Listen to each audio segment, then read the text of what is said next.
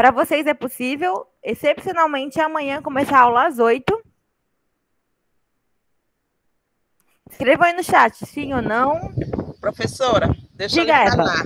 Vale, Amanhã, Eva. se for começar às 8, provavelmente eu não vou assistir a aula, porque hoje eu estou de plantão. Aí, a minha irmã que vai me buscar, aí eles demoram aí, eu fico lá esperando. Mas, enquanto eu estiver na cidade, eu posso estar entrando por lá. E se a senhora veio desaparecer, porque eu já estou em trânsito, já estou vindo para casa, a internet cai, tá bom? Mas por mim tudo bem, tranquilo, tá bom? Tudo bem? É. Cleo? Tá.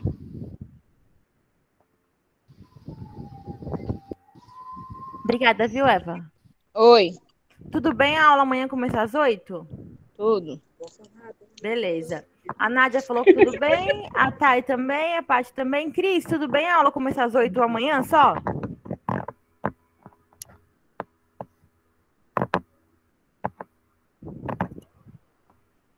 Cris? Cris Paiva Gomes. Ixi, a Cris deve estar trabalhando.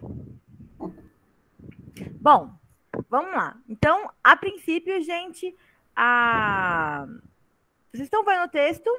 Não, tá tudo preto aqui. Oh, meu Deus. Vou tentar de novo. Espera aí. Então, a princípio... Ainda agora estava aparecendo, aí sumiu. Que estranho. Vamos de novo. Então, gente, só amanhã a aula começa às 8, tá bom? Tá. Excepcionalmente.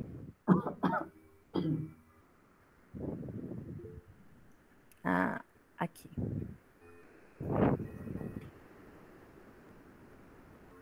Vamos ver se já aparece. Agora sim. Ai, que bom. Bom, a gente começou a ler parte do capítulo 1 ontem. A gente quase chegou no capítulo 2, conversou, viu vários trechos, falei sobre personagem. Agora, eu quero que vocês pulem comigo para o capítulo 10. Como vocês sabem, não dá para ler o romance todo durante as aulas. Infelizmente, porque ele é super legal. Mas a gente vai ver algumas coisas aqui.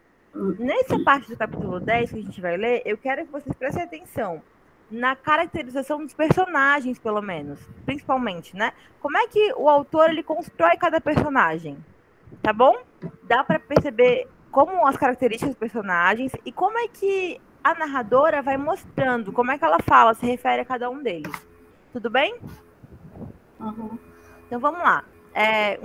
Uma voluntária para começar a ler o texto, por favor?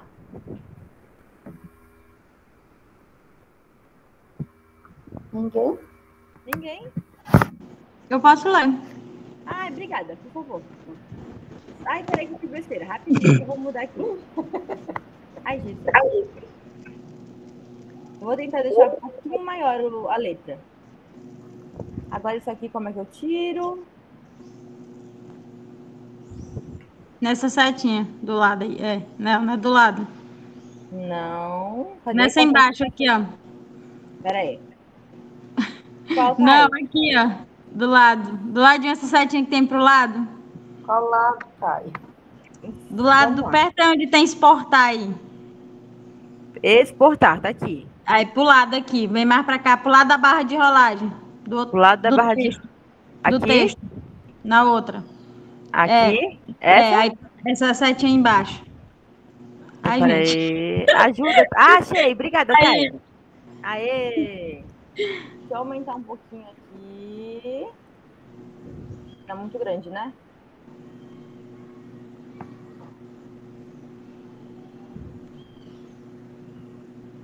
Tá bom, Thay? Tá. Vambora. Pode começar, por favor. Naquele tempo, minha mãe já havia assumido em definitivo o ofício de parteira. Meu pai, que era o parteiro até então, transferiu a responsabilidade para Salu. A formalidade do homem simples e cavalheiro se refletia na vergonha que sentia diante das mulheres de seus compadres e filhos de santo. Tudo isso o fizera designar minha mãe para a lida com os nascimentos. Enquanto Donana vivia e tinha saúde, assumiu a missão com toda a deferência que o nascimento de um novo ser poderia ter. Minha avó dizia que não fazia parto. Quem o fazia era a mãe. Apenas ajudava. Ajudava desde desde as moças, que se uniam muito cedo ou engravidavam de viajantes e trabalhadores, até as vacas, éguas e cadelas. Tinha mãos pequenas, capazes de virar a criança no ventre de um lado para o outro. Era no que acreditavam, caso não houvesse o movimento certo para o nascimento ou a criança não estivesse bem encaixada. Minuto. Obrigada, Thay. E aí, gente, que personagens aparecem nesse trecho que a Thay leu? A Salu. Salu, muito bem. Eva, quem era Salu?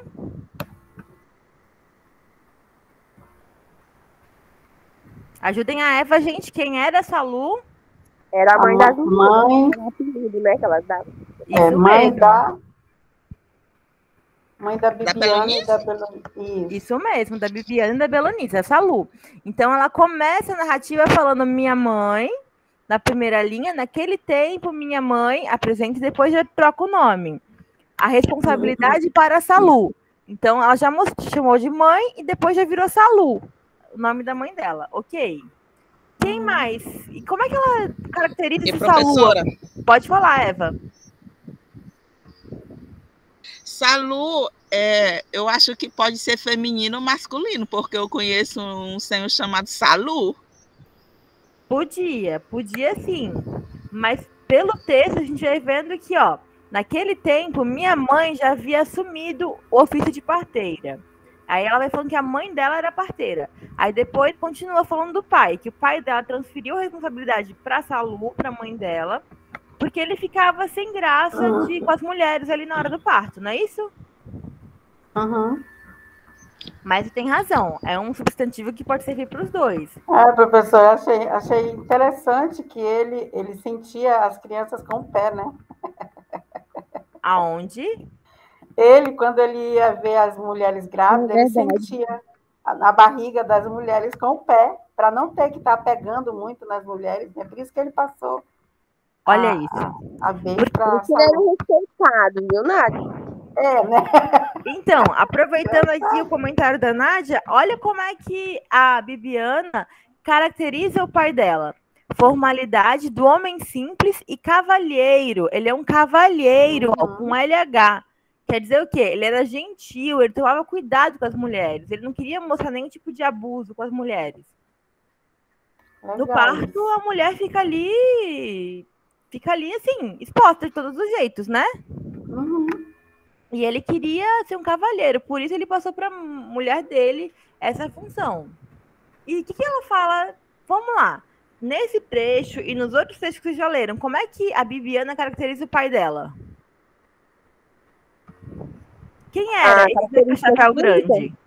Como vocês quiserem, física, psicológica, se Eu perguntar. achei interessante uma parte que ela descreve ele com as marcas, né, do campo, do sofrimento por trabalhar na terra já depois de, apesar da idade avançada, e que ele tinha a pele um pouco mais clara que a da mãe dela, né? Apesar dos dois, eu acredito que a pele escura, ele tinha a pele um pouco mais clara, era mais baixo que a mãe.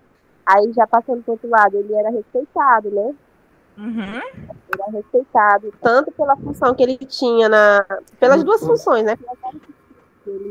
Que ele tinha lá na fazenda, né? Desde de nas missões e também de ser a pessoa que cuidava de tudo, da parte psicológica. Ele era uma espécie de pai de santo, não era, professora? Eu acho interessante, eu consigo imaginar ele vestindo aquelas roupas de mulher, né, com toda a seriedade, depois tendo que vestir aquelas saias, deveria ser muito engraçado, olha, professor. Ele era um líder religioso ali na comunidade, ele fazia reza, ele tirava os encostos, né? Ele era, de alguma forma, uma liderança ali. Posso dizer isso ou não? Sim. Pode. A referência ali de trabalho, como a Paty falou, e também psicológica. Ei, professora, interessante Diga. que a posição dele, né, refletia também nas meninas, porque ela relata que, né, os capatazes, os homens de lá, tinham um certo respeito por elas serem as filhas dele, né? Então, sim, tá certo. Então, assim, ele era um pai que tinha respeito, o respeito fingia as filhas, é isso? Sim, eles não ousavam mexer com elas. Isso, por causa dele, né? O respeito que eles tinham por ele. Eles olhavam para as outras mocinhas, davam uma olhadinha para elas, eu acredito, né? Mas não ousavam mexer, não, que nem com as outras, nem faziam com as outras, né? Muito bem. E ele não era um homem de reclamar, né? Muito, ele tinha falava pouco. E o que eu achei interessante é que, mesmo com todos os problemas, a Belonísia, né? Disse que queria falar, mas não conseguia, porque ela já era muda, né? Sim. Mas, assim, ela ficava revoltada com certas coisas que aconteciam, mas o pai dela sempre estava ali, sorrindo, feliz, conformado, né, no papel dele, né, naquela formalidade. Então, isso me chamou muita atenção. Com todos os problemas que eles estavam passando, ele tinha essa postura ali de um homem, né, de líder. Sempre, com equilíbrio, exatamente. Ei, Nádia, todo mundo, gente. Pode falar, Paty. Eu acho interessante, eu até me identifiquei, que a gente, não sei vocês, né, mas não que a gente não goste mais de um ou de outro, mas com alguém a gente se identifica mais, né? E a Bibiana fala que ela se identificava muito com o pai, né? E já a Belonísia se identificava mais com a mãe. Sim. Tem sim essa referência. Até na parte que elas brigam, né? No comecinho, um pouquinho antes do que a gente está lendo aqui, ela fala que foi a primeira vez que ela viu a mãe reclamando com a Belonísia, porque elas eram muito próximas, que irmã não podiam brigar. Mas olha aí que interessante, isso acontecia muito quando era criança, eu ficava muito zangada, porque ela castigava, mas depois ela dava um jeito de passar a mão, né? Ai, meu Deus, isso era terrível. Coisa de mãe, né? Quem é mãe sabe que é isso, briga, reclama, depois abraça, beija. Eu me senti na pele da Bibiana. A Bibiana ficava observando. Ela castigou e depois foi lá e ficava dando as melhores lições para Confesso, Patrícia, que me senti na pele da Salu, viu? A gente vai se identificando com outro personagem. Perfeito. E aí, quando a Thay e a Cris forem analisar os personagens, elas vão falar do perfil pra gente de cada um deles. Mas, principalmente, meninas, é importante que vocês se baseiem em trechos do romance para poder caracterizar esses personagens, tudo bem? Então, a gente vai falar, vai lendo, mas pegando os trechos. Eu ia lhe perguntar isso, professora, porque ontem no vídeo, na questão do narrador, né? Que ficou a Carol e ele. A gente tem que identificar, então, também, né? Isso. Dá uma olhadinha no vídeo de ontem, Paty. A gente falou bastante do narrador. Mas aí, o que eu posso te ajudar hoje? Você vai vendo como é que esse narrador se apresenta, porque ele não se revela de cara, né? No começo, a gente não sabe bem quem é a narradora. Se é a Bibiana, se é a Belonísia, não sabe quem foi que perdeu a língua direito, quem fala, quem não fala. E isso é intencional. Vai demorar um pouquinho pra gente descobrir que a Bibiana fala e que a Belonísia ficou muda, não é? Por quê? Porque essa identidade das duas, ela vai se confundindo até meados do romance. Sim. Então vocês vão analisar isso. Como é que esse narrador ele se apresenta? Bom, eu sei que é uma narração em primeira pessoa, que é o narrador personagem, que vai contando a história do que ele vê, do que ele vive. Então, por exemplo, ele não sabe tudo o que os outros pensavam. Alguns trechos até parece que ele sabe. Quando ele fala, por exemplo, que a avó, que a dona Ana, estava lá pensando na filha que morreu, nas coisas. Mas o que ele escolhe mostrar para o leitor, entende? Porque é pelos olhos do narrador, pelos olhos da Bibiana, que a gente conhece esse mundo todo dela, esse torturado. Outra coisa que a gente falou também ontem, o romance ele é dividido em 3 grandes partes, né? A primeira parte é... Fio de corte, torto arado e depois o rio de sangue. Por que ele divide nessas 3 partes, o narrador? O que tem essas coisas, entende? Que escolhas ele faz? Porque quando a gente pensa em foco narrativo, meninas, a gente está pensando, o que vem para mim é a imagem de uma luz. como se tivesse uma lanterna sobre o fato, e o que aquela luz vai iluminar? O que ele vai contar primeiro? Pensa, se fosse o Zeca Chapéu Grande que conta essa história, seria sobre outro ponto de vista, ele escolheria outros fatos, falaria de outras coisas. Agora, como é a Bibiana que está contando, ela vai contar coisas do universo feminino muito próximas. Por que ela escolheu, por exemplo, começar a história com o episódio da língua, do corte da língua? Por que aquilo foi tão marcante para aquelas meninas? Tá, Paty? Cortou porque era para mim o seu áudio. Mas eu vou olhar depois. Vocês estão ouvindo, Nádia? Sim. Cortou? Não? Tá tudo bem? Tem Então, outra tá bom. característica aqui que ainda tem aqui da Salu, que é as mãos pequenas, né? Eu acho que por isso também que foi dado a ela a função de parteira. Em qual linha, né? Nádia? Lê para mim o trechinho. Lê para mim o trechinho, aqui, por favor. Enquanto Dona Ana vivia, minha avó dizia que não fazia parte, que fazia, mas lá embaixo. Aqui. Tá. Ajudava, minha avó ajudava desde as moças que se uniam muito cedo, engravidar, viajantes, trabalhadores. Então, ó, quem tinha as mãos pequenas? Tinha as mãos pequenas. Quem era que tinha mãos pequenas? Era a avó do Nana ou era a mãe Salu? Era a Salu. O que vocês acham, meninas? Era a avó. É a avó. A avó. Identifiquem o sujeito da frase aí pra mim. Vai lá. Peraí, deixa eu abrir o meu.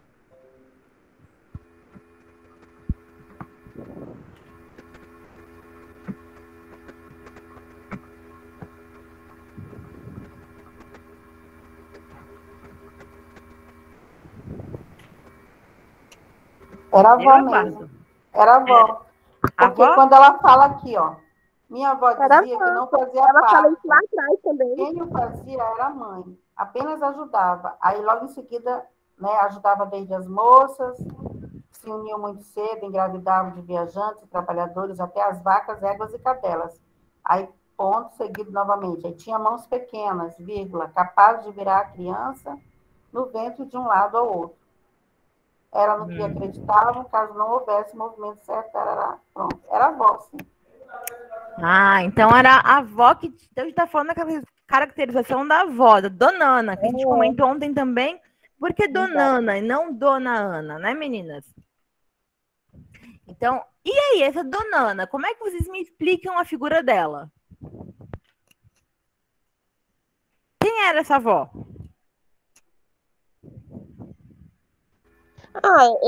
Eu acredito que era... porque o filho dela também se tornou como é que chama? Não está se curandeiro, né? Mas eu acredito que isso já vem dela, né? Na minha visão... Ele respeitado também.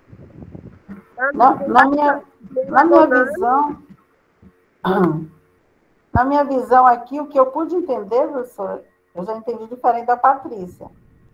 Eu entendi que por ela ter amamentado as crianças, entendeu?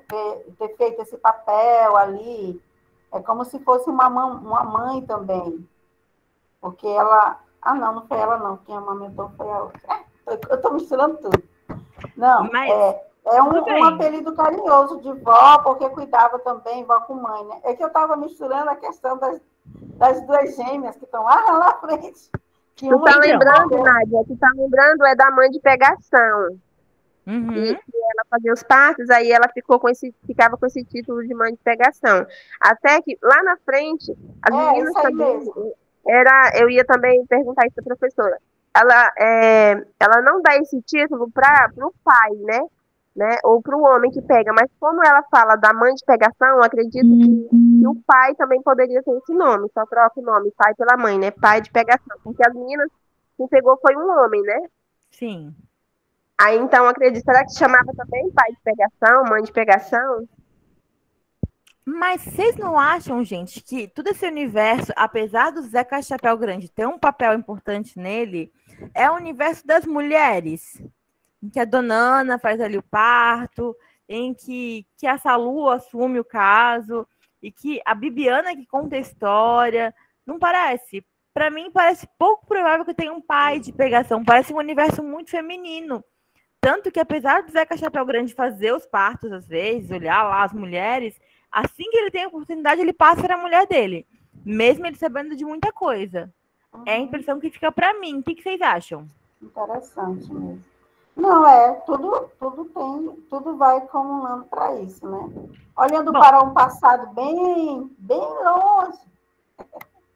Eu me lembro. Pode contar, Nádia.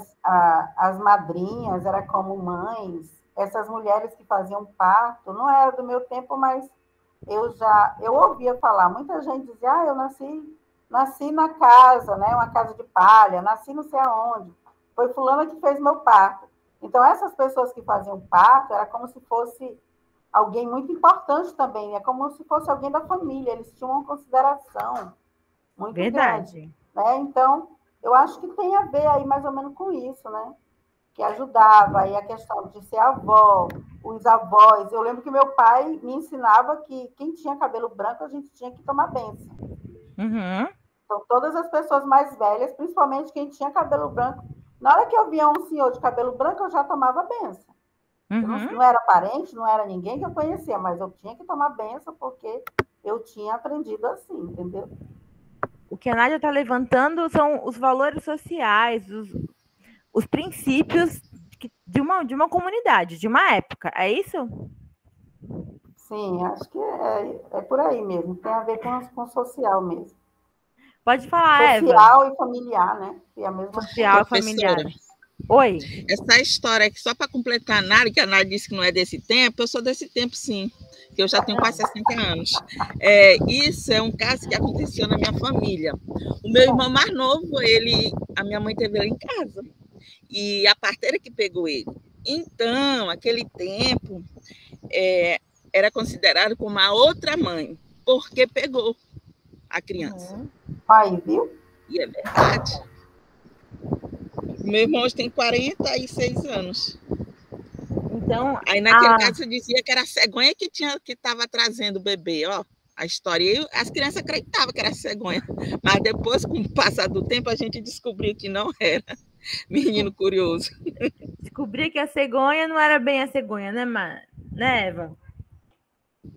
Exatamente, era só a história contada dos mais velhos. Então, mas foi a parteira que pegou meu irmão. O que vocês estão falando é que esse romance retrata uma realidade comum a vocês, é isso?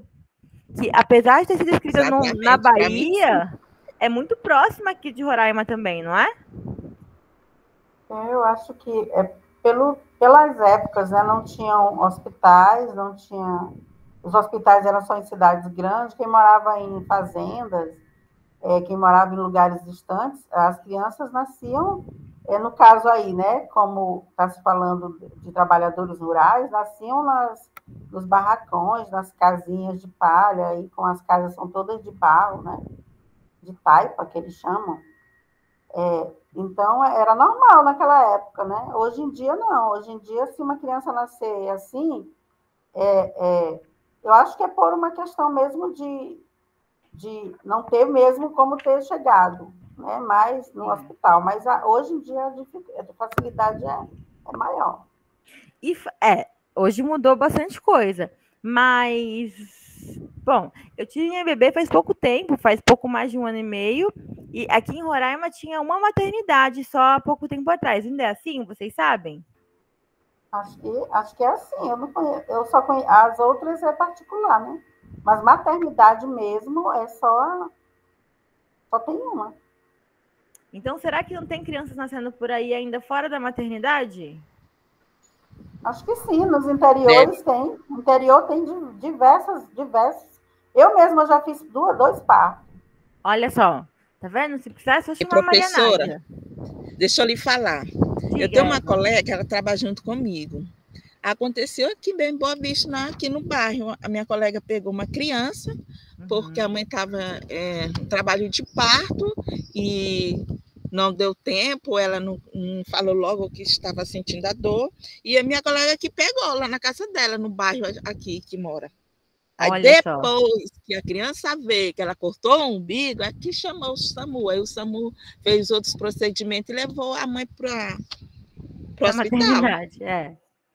Sim. Olha só. Então, é uma realidade muito próxima, gente. Vocês concordam? É a vida ali, a vida social. Então, esse romance, ele mostra um cotidiano rural muito próximo da gente. É verdade.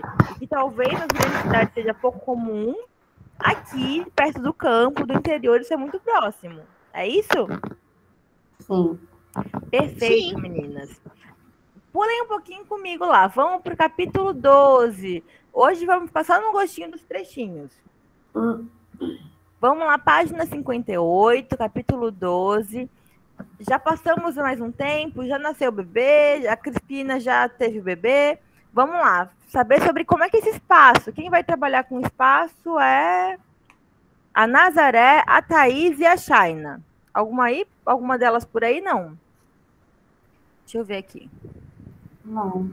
Nenhuma delas aqui hoje. Mas como é que esse espaço onde eles viviam estava mudando? Vamos pensar nisso. Quem quer ler, gente? Posso ler. Por favor, Nádia. Em poucos meses, iniciaram a construção da escola. Não soubemos como nem quais interesses particulares envolveram a negociação entre o prefeito e a família Peixoto. Mas a obra foi autorizada e os próprios moradores passaram a construir o pequeno edifício de 3 salas, em regime de mutirão. Aos domingos, dia em que poderiam deixar de cuidar da roça, mas não poderiam deixar de dar comida à égua e água aos animais. O local destinado à construção era o cruzamento dos caminhos para os rios Santo Antônio e Utinga. Foi uma obra providencial, porque naquele mesmo ano se iniciou um período longo de estiagem, de modo que o pouco dinheiro destinado aos que construíam a escola, mesmo com os meses de atraso e o pequeno montante de recurso destinado ao pagamento da mão de obra, garantiu a sobrevivência de muitas famílias. Foi um tempo difícil. Meu pai se referia àquele período como a pior seca desde 1932. Até aqui, Nádia. Obrigada. Então, vamos pensar, gente. O que está acontecendo nesse espaço? A gente sabe que é um espaço rural. Eles viviam numa fazenda ali. Tinha os grandes proprietários de terra. Eles viviam numa casa ali em volta. E como é que esse espaço ele vai mudando? O que vocês acham? A construção, né, do prédio aí da escolinha já vai mudando o espaço, né? O que já As era... pessoas que vão vindo... Pode continuar, Nádia, tá certo? Né? Pois é, as pessoas que vão vindo para a construção desse pequeno edifício. E assim, eles constroem quando esse edifício? Como? São os trabalhadores rurais que constroem a escola? Como funciona? Me contem. Sim, pelo que eu entendi aqui. Eles tinham os domingos, que era o dia de folga, para construir a escola, porque era uma coisa da comunidade, não é isso? Sim. Então, domingo era o único dia que eles não podiam trabalhar, que eles podiam não trabalhar na lavoura. Tinham folga, entre aspas, desde que desse comida e água para os animais. Então, assim, além de... Era folga, mas tinha que dar comida e água para os animais. Era obrigação deles. E aí, como folga, eles podiam trabalhar na construção da escola. É isso? Sim, ganhavam, né? Ganhavam, atrasavam o dinheiro, mas aquele dinheiro é o que mantinha ali, porque por causa da seca. Por causa da seca. Como é que vocês acham que essa seca que o pai da Bibiana colocou a pior seca desde 32 interferia ali naquele espaço? Nossa, quem já morou no interior aí sabe o que é passar, o que é estar, digamos aí. Eu já morei num local em que, digamos, a gente dependia da água que vinha do poço lá que a prefeitura cavou, né? Uhum. E a gente não tinha poço. Quem não tinha poço no seu quintal, tinha que procurar água, porque o poço da vila secava. Uhum. E aí, quando secava, passava de 15, 20 dias, e a gente tinha que correr e procurar água em vários lugares, bem longe. Então, quem já passou seca em interior sabe que tudo morre, né? Aí você tem que ir atrás de água para a sua sobrevivência, para lavar roupa, para tomar banho, para os animais. Porque, e como ele diz aí que a seca foi a pior seca que ele já enfrentou, desde a de 1932, quer dizer que foi um período bem complicado. Exatamente. E olha, vamos ver como é que a Bibiana conta que vai mudando aí esse espaço. Porque ela vai falando que tinha plantação de arroz, depois vai mudando isso. Vamos dar uma olhada como fica. Continua, por favor, Nádia. Aquele também foi? Meu pai se referia àquele período para a pior seca. Aquele também foi o último ano que vi uma plantação extensa de arroz naquelas terras. O arroz, dependente de água, foi o primeiro a secar com a estiagem. Depois secaram a cana, as vargens de feijão, os umbuzeiros, eu não sei o que é isso, os Pé de pés de umbu. tomates, pois é, eu também não sei o que é umbu, Bom, quiabo e abóbora. Havia uma reserva de grãos guardada em casa e no galpão da fazenda. Com a seca, veio o medo de que nos mandassem embora, por falta de trabalho.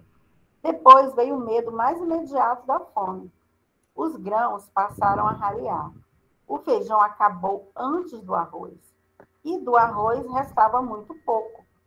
Havia um razoável suprimento de farinha de mandioca, que algumas famílias fabricavam e trocavam por outros alimentos. Agora, mais que antes, seguíamos quase todos os dias para os rios para a pesca. E a cada pescaria, só conseguíamos capturar peixes cada vez menores, que só serviam para dar gosto ao angu de farinha. Peixes grandes chegavam das cabeceiras com as enxurradas, e como não caía nenhum chuvisco, restavam apenas os menos nobres e menos desenvolvidos, como o cascudo e a piaba. Foi possível temperar os peixes enquanto havia umbu, que junto com o sal garantia algum sabor à carne. Quando a farinha passou a rarear, meu pai recordou a receita do beiju de jatobá que Dona fazia. Havia vagem em abundância. Era uma árvore que resistia bem à falta d'água. Frondosa, imponente, uma reserva de alimento de segunda linha, ignorada quando havia tudo mais.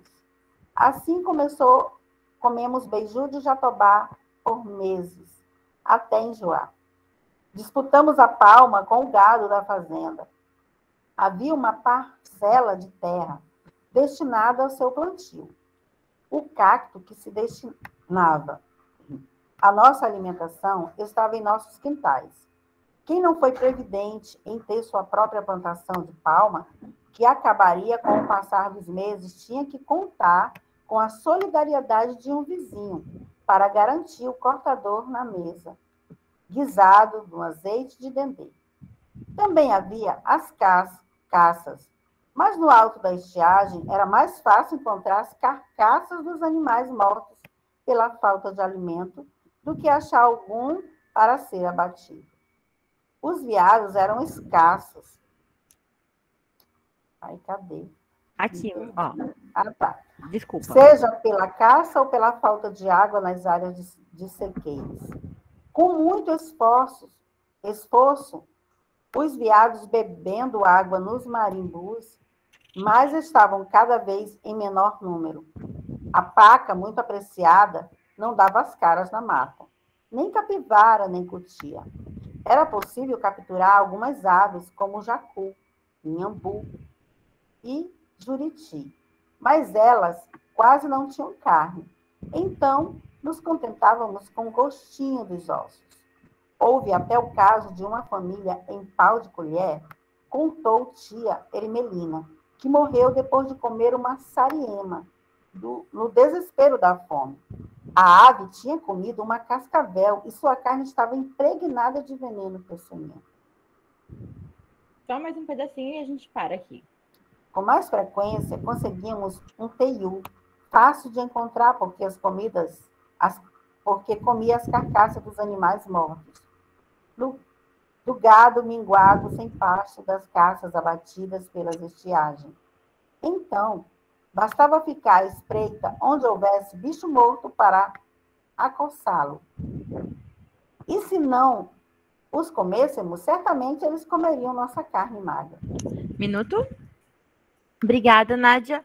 E aí, gente, como é que esse espaço tá aí? A gente viu, tava lá, tem a condição da escola, mas como é que tá esse espaço? Como ele é caracterizado?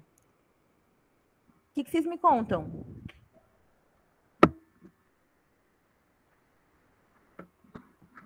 Como é que esse povo... Como o povo sobrevivia? Pode falar, Nádia. É um espaço com muita dificuldade, né? Fome. O que identifica ele, né? A fome, os animais já não tinham mais, porque a seca, né, havia levado... Quando não tem água, os animais vão procurar lugar para onde tem água, né, para beber. Então, por mais que ali seja o seu lugar de vida, de morada, eles vão vir pouco, né? Aí, eles sobreviviam da caça, da pesca, né? Mas aí a água já era pouca, então os peixes que, na época que tinha bastante água, que os peixes grandes, de melhor qualidade, vinham, já não estavam vindo mais, porque precisava de uma enxurrada, uma chuva grande para poder eles subirem, né? E aí ficavam só os cascudozinhos e as piadas, que são peixes também, mas são peixes de riachozinhos. Pequenininhos, né? Exatamente. Esses riozinhos pequenos que nós conhecemos aqui em Boa Vista, né?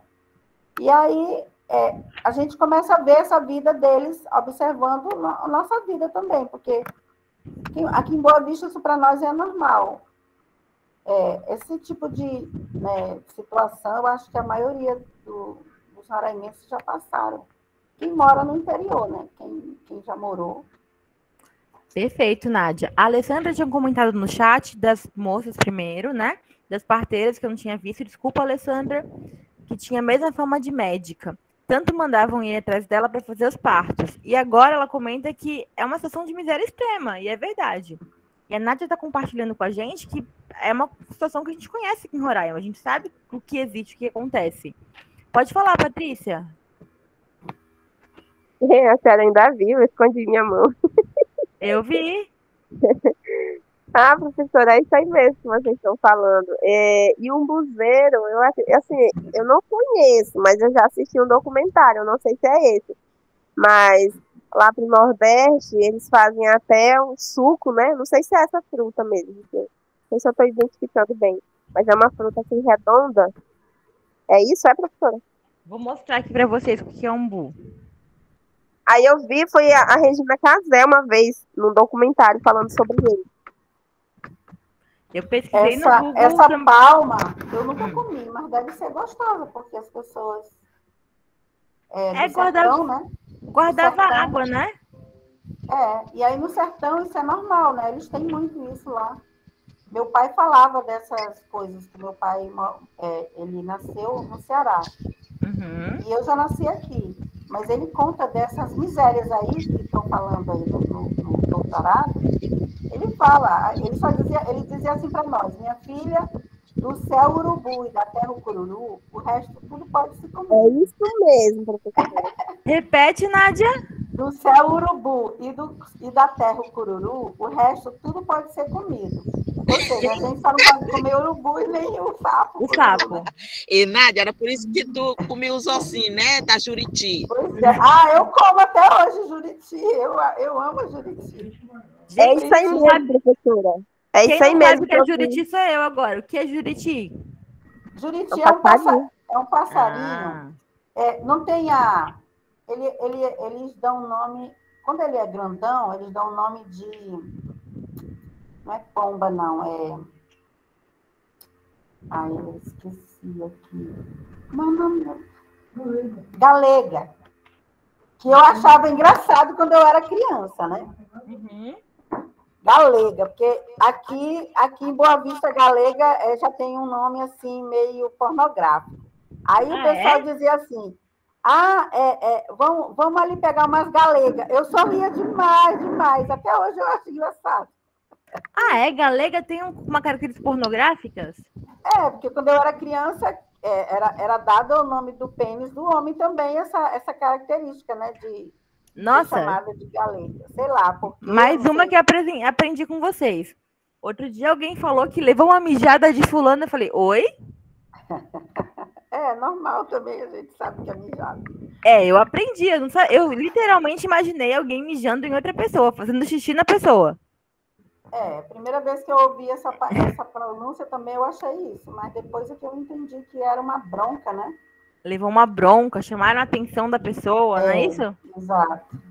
Perfeito. Então, o Juriti é um passarinho pequeno, parecido com uma pomba, uma galega, só que pequenininho. Ele é bem pequenininho mesmo, mas é bem gostosinho ele. E você come as galegas fritas? Sim. As galegas são as maiores, elas têm mais carne no peito. Já o Juriti, como a menina fala aí, né? A Belonísia fala na história, ou a Bibiana, no caso aí, acho que já é a Belonísia que conta, né, a história, já na segunda parte.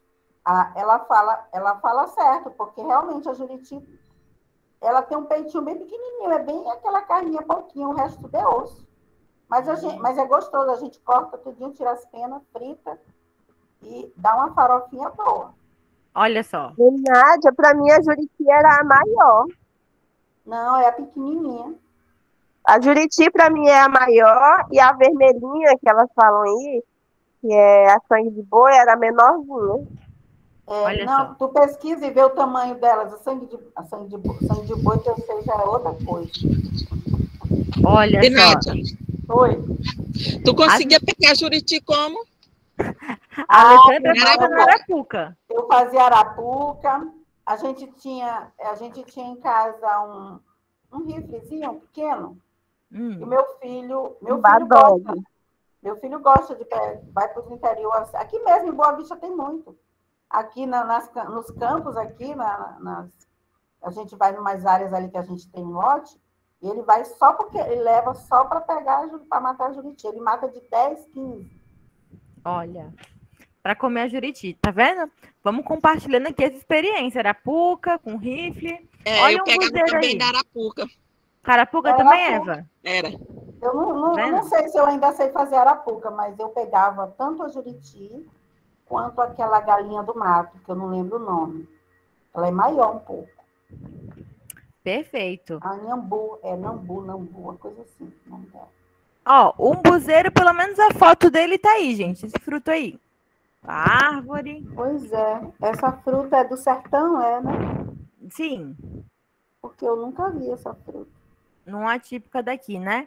Agora, a gente vai passar... A Alessandra já falou da Arapuca da Nádia. Vamos para cá, pular mais um pouquinho. Ver o que acontece com a senhora Bibiana. Capítulo 14, página 75. Bora descer só mais um pouquinho. Vocês lembram, né, que teve uma discórdia? Vou apresentar de novo. Obrigada.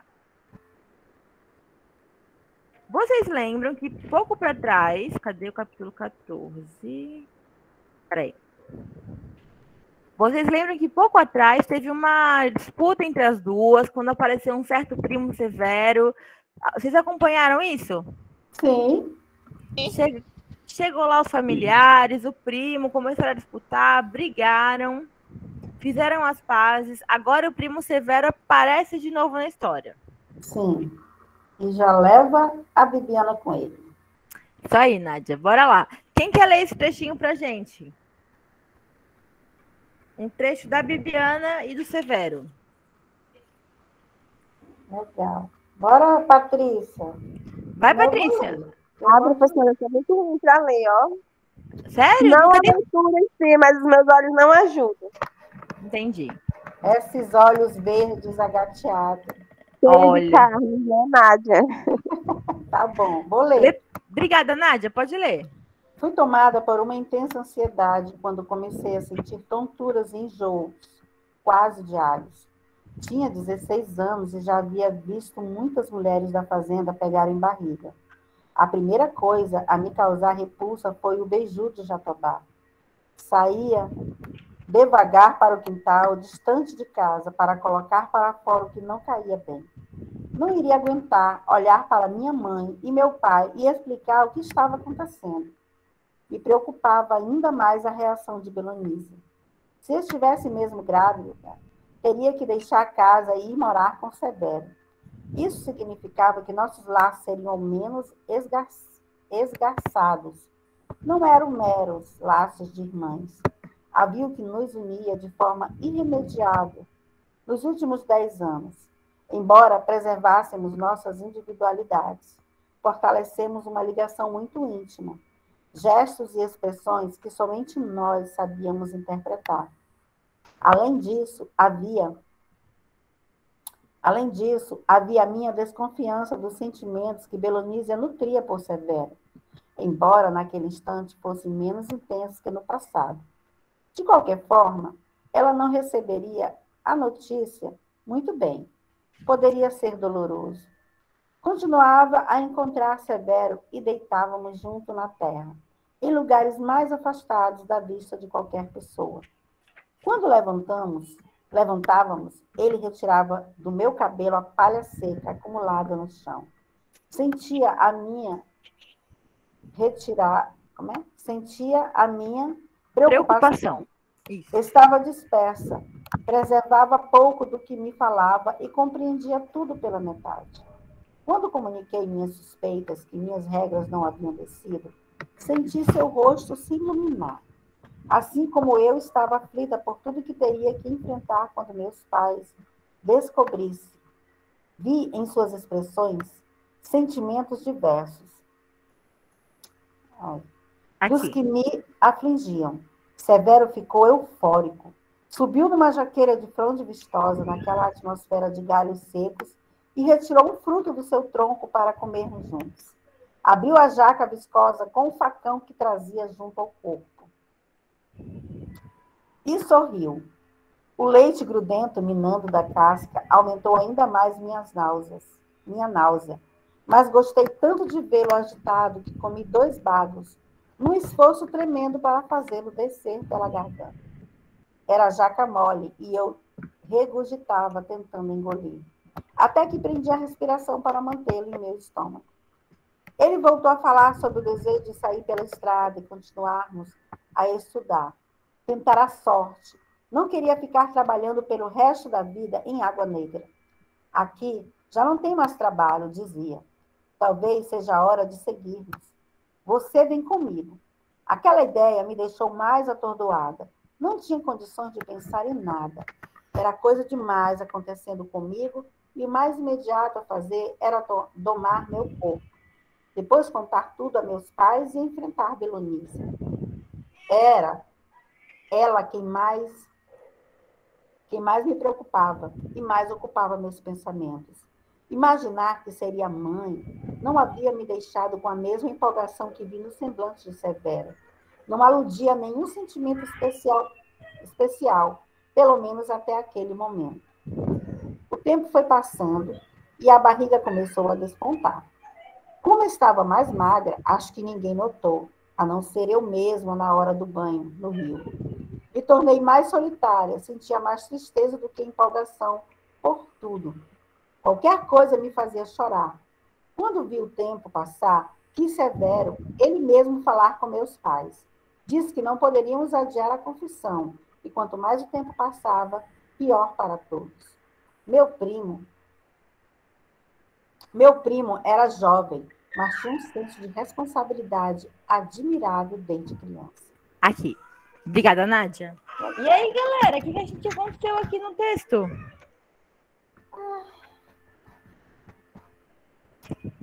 Vou deixar as meninas falarem, que eu falo não. A Belonísia tá grávida, é isso? Uhum. É? Não. Não, quem tá grávida? A Bibiana. Então não foi a Belonísia que foi grávida. E aí? Ela tá grávida do Severo, ele quer fugir com ela não tá com medo da Belonísia. O que vocês me contam dessa experiência da Bibiana, mãe? Coitada. Ou desse comecinho de gestação? Ela tem uma confusão de sentimentos aí, né? Porque ela gosta do primo, mas também tem um laço forte com a irmã e vai ter que deixar tudo. Coitada dela. Vocês reconhecem esses sentimentos próprios de uma mulher ou não? Sim. A narradora, ela fala de conflitos pessoais femininos mesmos, né? Assim, professora, quem já passou por essa situação sabe como é, né? Eu nunca passei assim, dessa forma, mas eu já tive convites de jovens, quando eu era solteira, de fugir, né, de casa. Sim. Tipo assim, olha, vamos embora daqui, não sei o quê, vem comigo e tal. Aquela coisa de adolescente, né? Que no caso deles aí, ela tinha 16 anos, né? Ela fala, coisa de adolescente, né? Aí, então, esse sentimento de você ter que deixar casa, família, imaginar o sofrimento dos pais, né? De algum ente querido que você se preocupa muito. Eu lembro que uma vez um rapaz que eu namorei, lindo demais, de morrer, aí eu tinha 15 anos, e ele me chamou para fugir porque a família dele não queria que a gente namorasse. A gente namorava escondido, né? Nem meu pai sabia, nem minha mãe. Aí, só que ele era de uma classe social melhor que a minha. Eu era mais simples, né? Do campo. Não morava no campo, mas eu vinha de uma família de agricultores, né? Do campo. Então, ele, por a mãe não deixar, o pai não, o pai gostava, né? Me achava bonitinho e tal. Aquela coisa de pai que sempre está ali. Mas a mãe dele era uma senhora de uma classe melhor, então queria que ele casasse com alguém de uma melhor e tal, aquela coisa toda de mãe. Ele, um menino que frequentava só escolas particulares, né, e tal, e eu me ingressei por esse rapaz. E, né, muito, muito alto, bonito, né, frondoso, moreno, muito lindo o rapaz. E ele me chamou para fugir com ele, e eu apenas 15 anos. Olha o que eu respondi para ele. O quê? Né? Não sei se talvez teria sido bom, né, para mim, mas eu imaginei logo, a primeira coisa que me veio à mente foi meu pai. Então, meu pai, ele sempre foi muito assim, muito presente na nossa vida, né? Na minha vida, meu pai, os conselhos dele eu sempre procurei seguir direitinho. E aí eu via logo meu pai. Meu pai, se a gente chegasse em casa meia-noite, ele estava lá, acordado, esperando a gente. Isso na minha juventude, quando até eu me casar, meu pai sempre foi assim, aquele homem preocupado, minha mãe não.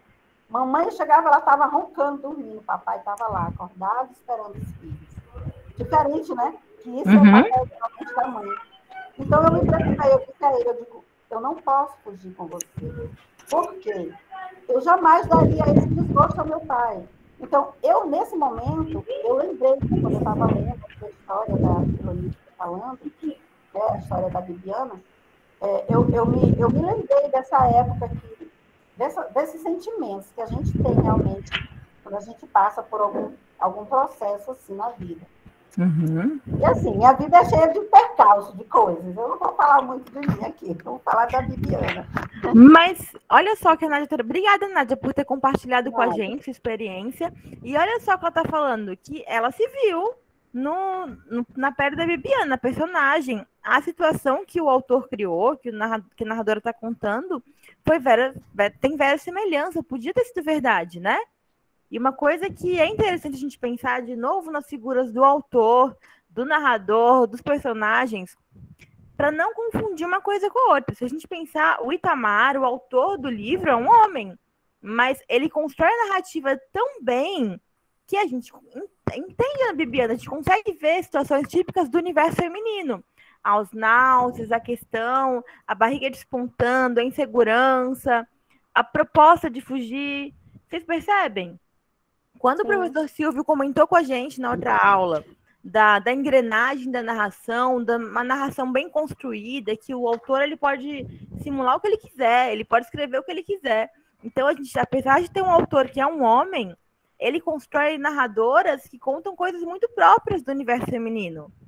E convence. Você não pensa num autor homem quando tá lendo, você pensa o quê? Na Bibiana, na personagem, no que ela estava sentindo. É isso ou não? Sim.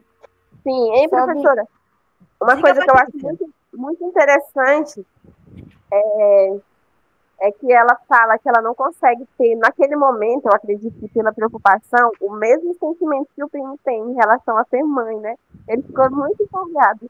Já ela, eu acredito que pela preocupação e pela pressão, que a gente, querendo ou não, a mãe, né, tem mais, os filhos, pelo menos aqui em casa, eu costumo dizer que é mais comigo, assim, né? Passam mais tempo comigo. Então, acredito que ela já sabia que, de certa forma, ia acontecer isso com ela também. Então, ela já ficou um pouco mais preocupada com isso aí, e ele mais empolgado em ser pai, né? Eu achei lindo a empolgação dele, do Severo. Não, que ela não disse que não queria, né? Mas não, ela falou, mas assim, você não vê ela estava mais no preocupada semblante dos homens, né? É raro o homem, quando vê a mulher grávida, ficar feliz, aquela coisa toda, né? O que vocês estão trazendo para mim é a diferença, os papéis sociais do homem e da mulher frente ao nascimento. Exatamente. O que vocês me contam disso, Patrícia? Vai lá. Depois Nádia fala também. Qual a diferença do pai e da mãe, os papéis sociais aí? Por exemplo, do ponto de vista da mulher, do foco narrativo de uma mulher e do ponto de vista de um homem. Bora lá, Patrícia. Eu vou tirar aqui por casa, né? Tem coisas aqui em casa, por exemplo, em relação a estudo, de como se portar na mesa, essas coisas tudo, vem muito a carga assim, em cima de mim, entendeu? Esses dias a gente estava no restaurante, eu até estava falando para ele dizendo, ele acha bonitinho, os meninos comendo e tal. Aí eu gosto de bagunçar, eu digo, é engraçado, né? Quantas vezes você ensinou a dar risada por isso, eu queria a mãe certa, dizendo, então esse tipo de coisas, né? Cai muito a questão do estudo em relação, é tudo para a mulher, né? Já a parte, assim, mais a parte financeira, eu costumo dizer assim que o pai ele chega a ser o mais legal, né? Porque ele só chega na parte boa, digamos assim, né? Aí o pai sempre é mais legal, eu tive por mim, hein, cara? Eu achava meu pai mais legal, porque a minha mãe, né, tinha que passar mais tempo comigo, castigava um pouquinho mais, conhecia mais as minhas artes, né? Aí a mãe acaba sendo um pouquinho mais chata, mas eu digo que a base assim mesmo da criança pega um pouco mais pra mãe. Perfeito. Então, você está falando que o papel é diferente. Ó, a Alessandra está falando uma coisa no chat. Vamos ver. Desde naquele tempo, tinha gravidez na adolescência. Tá aí uma cultura herdada.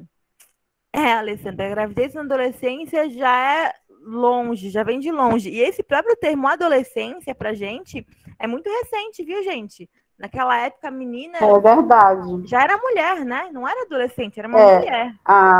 Pela cultura, né, histórica, quando... Tá dando eco, né, professora? Tá? Eu vou... Para mim aqui. Mas para mim também estava, né? Para mim também. Pela cultura histórica, quando a moça fazia 15 anos, ela era apresentada à sociedade, né? Pela história toda. É por isso que existe aniversário de 15 anos, é toda uma coisa herdada. Isso não tem um sentido a não ser, se você for procurar na história, né? Aí ela era apresentada e já era para ser apresentada a alguém, entendeu? Atrás de algum rapaz. Olha, você vê as histórias, né, que a própria história conta sobre os séculos de 1943, 44, né? Depois de Luís XV, você vê também as histórias que falam sobre esses movimentos que tinham, né, de festas para apresentar as moças aos rapazes. E aí tudo tem a ver com a idade. Eu conheço um irmão da igreja, e ele prega assim, eu até reclamo com ele, né, toda vez. A gente briga muito por causa disso, porque ele diz assim, moça, completou 16 anos, já tem logo que casar, criar família, cuidar. Eu disse, meu irmão, pare de falar besteira. Continue falando, Nádia, para ele parar de falar besteira. Pare de falar besteira, que com 16 anos a pessoa não sabe de nada da vida, sabe lá Deus que vai acontecer. Tipo assim, você tem que construir uma convivência primeiro ali, no meu pensar, né? Você tem que observar quem é o rapaz, ver quem é a mãe, como é o tratamento dele, se ele é um rapaz trabalhador, se ele é inteligente, entendeu? São várias coisas que precisam ser analisadas. E uma pessoinha de 16 anos de idade não tem raciocínio de experiência, de vida, de nada, para entender essas coisas. Aí bota a criatura no lar com um homem que vem de uma outra cultura, de outra forma, sabe lá Deus o que né, trouxe, herdado, e aí começa as confusões, as brigas, e é por isso que os casamentos não fluem. Mas na cabeça dele, que só casamento só flui porque as pessoas casavam cedo, entendeu? Eu digo, naquela época é outra cultura. Eu digo, irmão, esse irmão já tem 50 anos para lá. Eu digo, irmão, é porque eu sou de outra época, de outro século. Ele fica zangado. Se mantém aí falando com ele, Nádia. Fala, olha, cuidado, dê outras oportunidades. Mais uma pergunta, rapidinho, Patrícia, de tua voz. Os meninos com 16 anos também já vão casar ou não? Só as mulheres? Para esse irmão? Não, os meninos nessa idade vão bagunçar as meninas. E os pais verdade. Não. Então. Isso é assim. Eu sempre questiono isso, né? Se você quer casar com uma moça virgem, você tem que ser virgem, no meu pensar. Uhum. Eu nasci na igreja desde criança. E eu sempre via esses questionamentos. Então, eu nunca aceitei essa história do rapaz chegar lá, né? Eu exijo casar. Eu acho correto você casar sendo virgem, de véu e grinalda, é bacana, isso é muito lindo e tal. Mas se você quer casar com virgem, a moça só pode casar se for virgem e tal, na igreja. Se você quer casar, você também tem que ser virgem. E uma vez eu questionei isso e não fui bem interpretada, não, porque eles acharam muito, muito errado a minha forma de falar.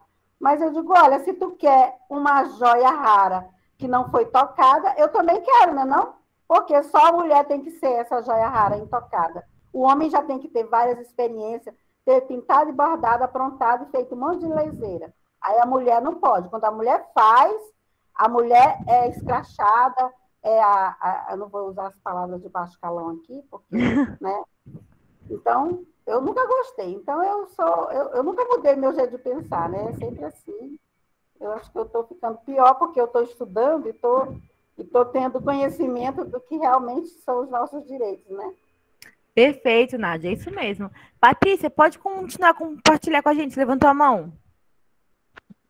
Sei nem se eu me lembro ainda, professora, mas eu vou tentar aqui, porque vão falando, aí o meu raciocínio vai virando a mil.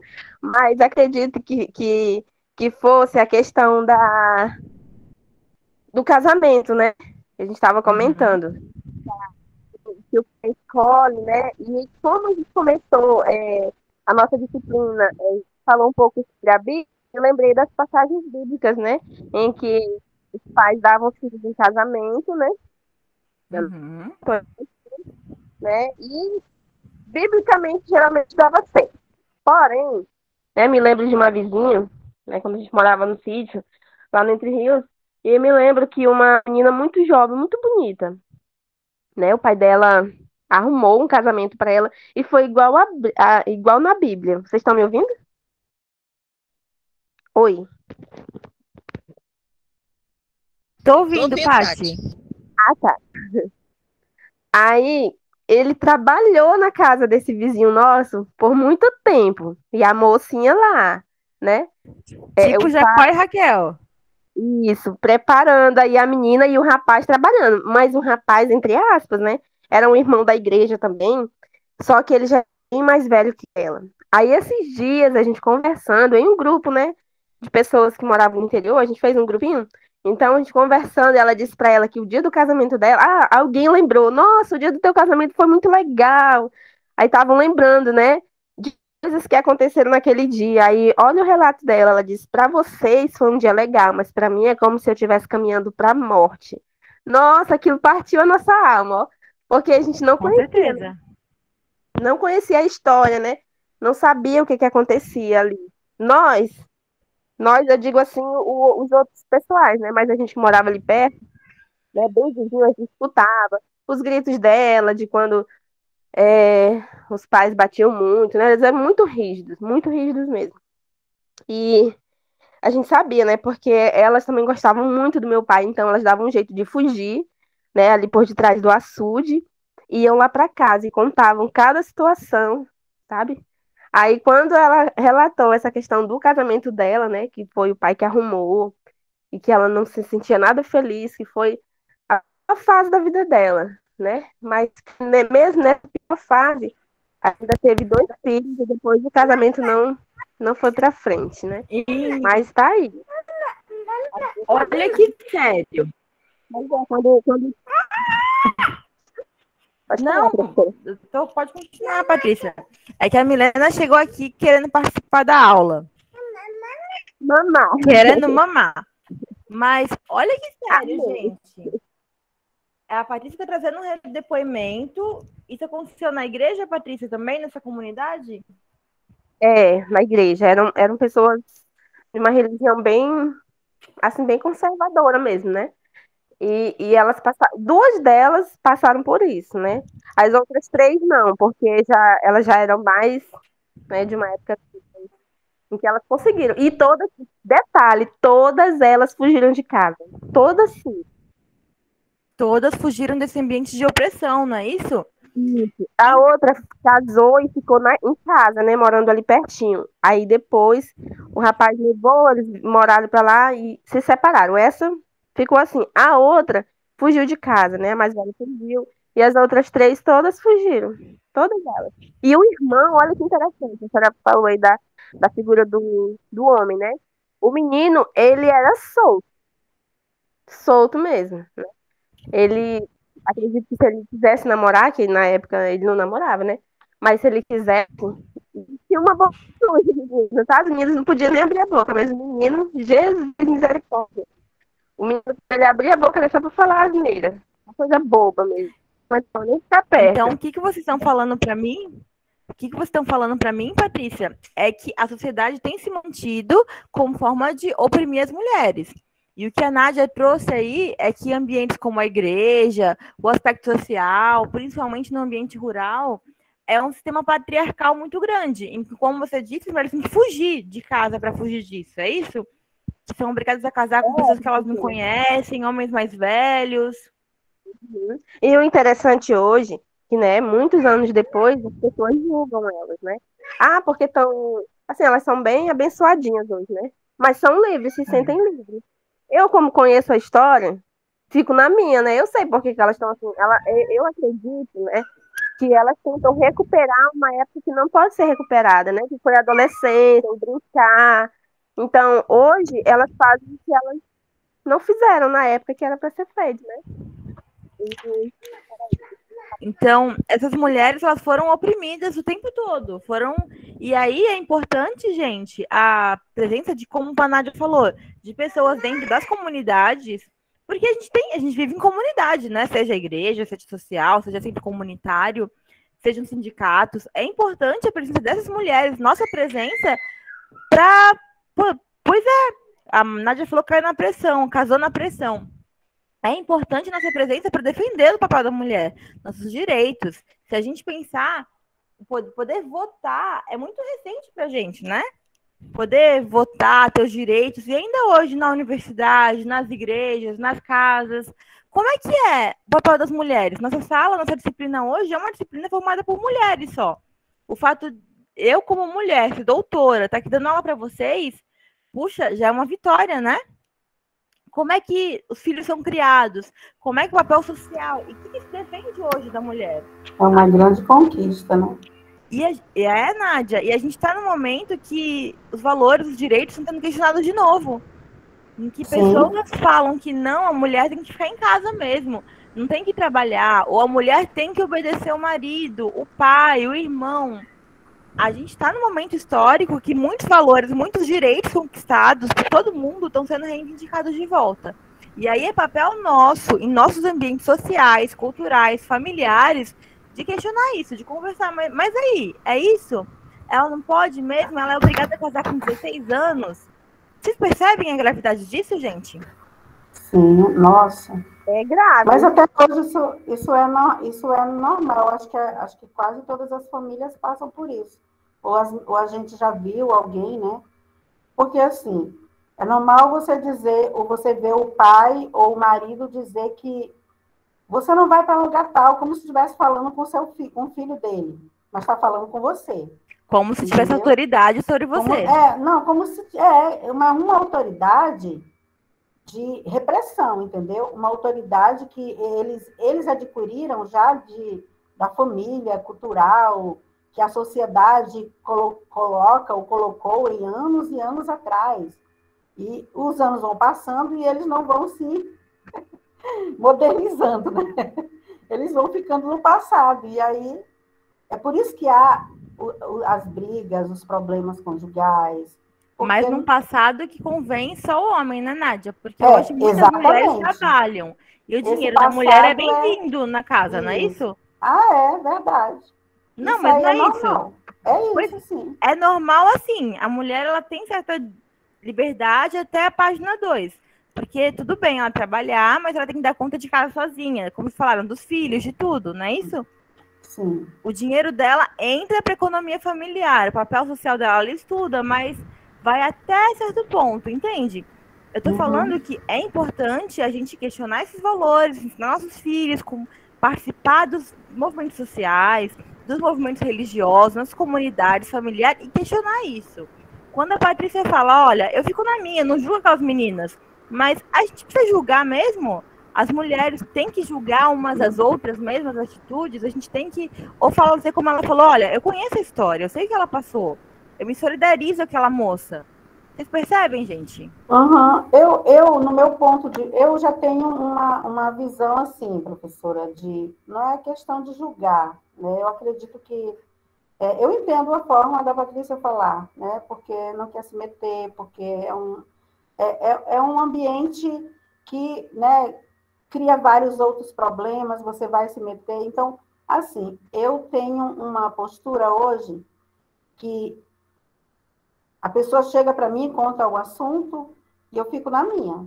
Mas eu aprendi que quando você chega para a outra pessoa contando um particular seu, é porque você também está abrindo espaço para, né, você aconselhar, conversar com a pessoa. Aí cabe a você saber o que dizer.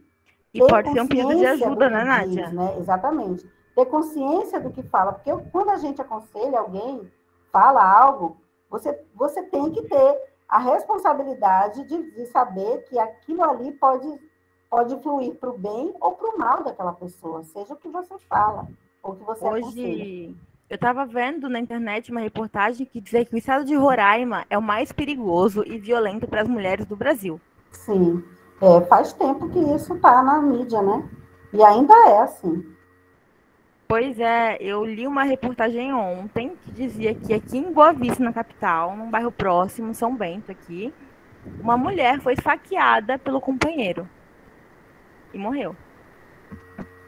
Isso é frequente, mas por quê? Devido a várias coisas, inclusive isso, né, o homem chega em casa, o almoço não está feito, ou a casa não está limpa, ou está faltando alguma coisa, a culpa sempre... É como se a mulher fosse uma empregada que ele foi ali, comprou, né, pagou, sei lá, e colocou lá dentro daquela casa. Eu sempre digo assim, eu sempre falo, né, aqui em casa eu sempre digo assim, quando alguma coisa acontece, eu digo, bom, eu vou lá no Ministério do Trabalho, eu vou... exigir meu direito. De repente muda, né?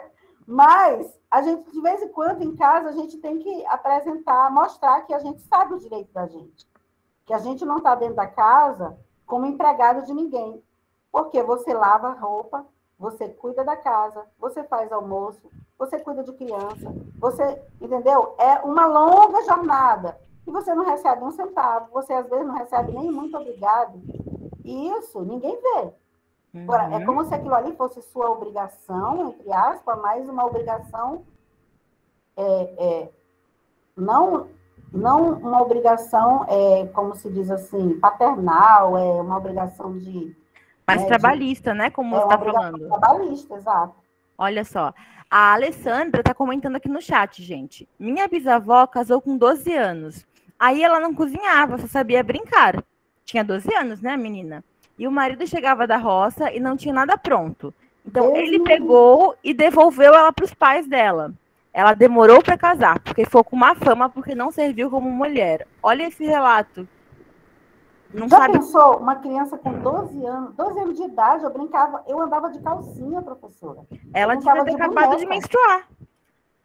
A Eva levantou a mão e a Patrícia também. Pode falar, Eva. Professora, deixa eu relatar com uma experiência. E eu nem deveria, mas fica aqui entre a gente. No hospital... Peraí, só um minuto. Eu interrompo a gravação, a Eva tá gravando, vou pôr no YouTube. Interrompa. Sim. Espera um pouquinho só, gente. Tá.